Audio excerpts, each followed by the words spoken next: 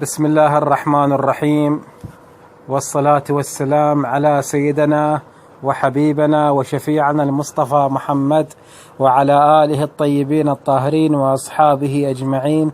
مرحبا بكم متابعين قناة المعالج الروحاني مالك كاظم، أسعد الله أوقاتكم وحياكم الله.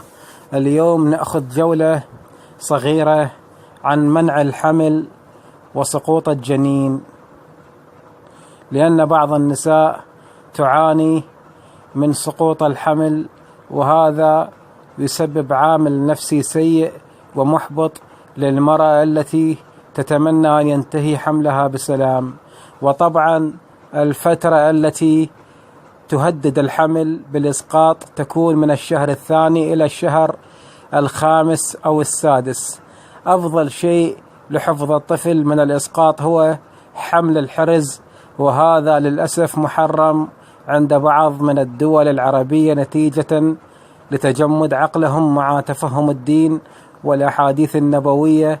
ولا أريد أن أتعمق بحديثي وأدخل بالعقائد الدينية والتوحيد، ولكل أسف نساءهم تعاني من سقوط الأطفال ويلتجوا إلى الأطباء والعمليات الجراحية التي فيها خطورة على المرأة. وأقدر أن أقول أن الأطباء عاجزون في علاج إسقاط الحمل، وحتى التابعة تؤثر على الطفل. إذا بقت التابعة مع المرأة ولم يسقط حملها، غالبا يكون الطفل ضعيف الجسم ويعاني من نقص وصول الأكسجين إلى الدماغ، فيصاب بالتابعة من أمه. والأطفال الإناث أكثر عرضة لهكذا إصابات. قد لفت انتباهي موقف وأعجبني كثيرا حينما رأيت عندنا بالعراق، طبعا رأيت إحدى الدكتورات النسائية تنصح امرأة حامل بأن تحمل حرز يحميها من الإسقاط، لأن الإسقاط سببه السحر أو التابعة التي يسمونها البعض أم الصبيان، لأنها تسقط الجنين. والحرز هو أفضل شيء لمنع الإسقاط.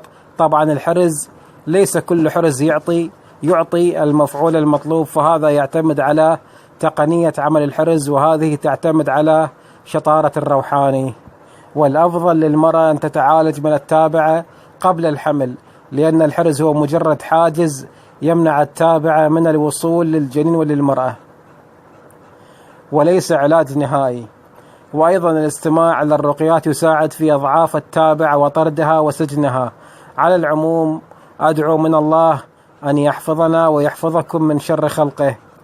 تقبلوا تحيات المعالج مالك كاظم.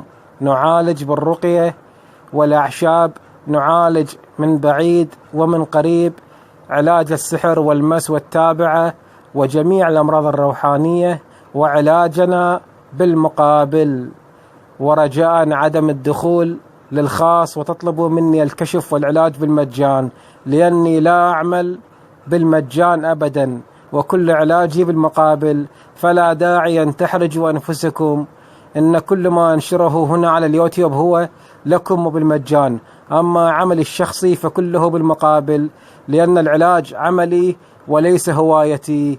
فأرجو أن تتفهموا هذا الأمر. للاتصال بي والتواصل معي على الواتساب من كافة دول العالم على الرقم 00-964-261-87-424. وكما نوهت بأنني لا أعمل بالمجان إطلاقا. تحياتي لكم.